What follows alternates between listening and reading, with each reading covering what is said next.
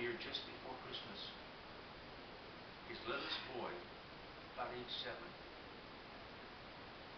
his horse slipped on the ice and fell down on his leg and broke it.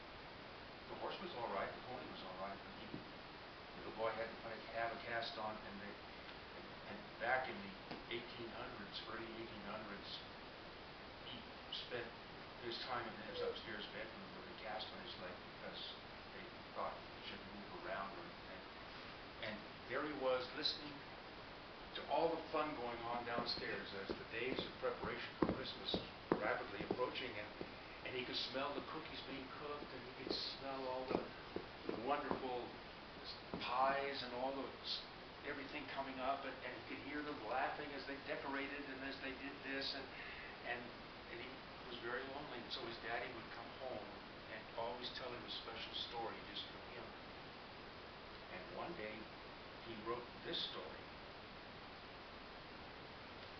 and it's been a favorite ever since. It's called A Visit from St. Nick. St. Nicholas is another name for Santa Claus. It's his original name, in fact. So when they talk about St. Nicholas or St. Nick, it's Santa Claus. And it goes like this. 'Twas the night before Christmas. All through the house, not a creature was stirring, not even a mouse. The stockings were hung by the chimney with care, and hopes that St. Nicholas soon would repair. And Mamma in her kerchief, and I in my cap, had just settled our brains for a long winter's nap.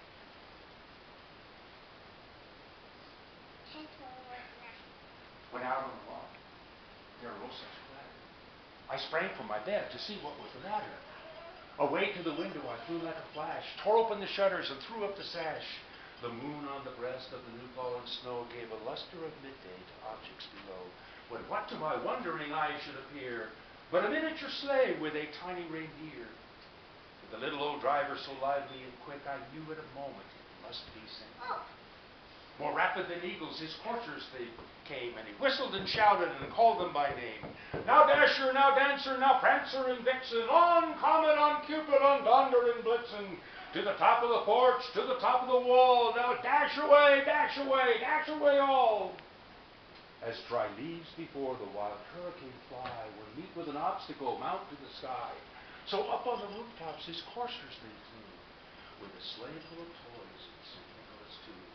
And then in an instant I heard on the roof the pawing and prancing of each tiny hoof. As I drew in my head and was turning around, down the chimney St. Nicholas came with a bound. He was dressed all in fur from his head to his foot, and his garments were tarnished with ashes and soot. A bundle of toys he had flung on his back, and he looked like a peddler just opening his pack. His eyes, how they twinkled, his dimples, how merry. His cheeks were like roses, his nose like a cherry. His broad little mouth was drawn up like a bow, and the beard on his chin was as white as the snow.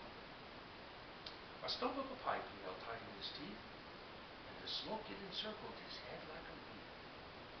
He had a broad face and a little round belly that shook when he laughed like a bowl full of jelly. He was chubby and plump, a right jolly old elf, and I laughed when I saw him in spite of myself. But a wink of his eye and a twist of his head soon gave me to know I had nothing to dread. He spoke not a word, straight to his work, and he filled all the stockings, then turned with a jerk, and laying a finger aside of his nose, with a nod, up the chimney he rose. He sprang to his sleigh, to his team gave a whistle, and away they all flew like the down off a thistle. But I heard him exclaim, ere he drew out of sight, Happy Christmas to all, and to all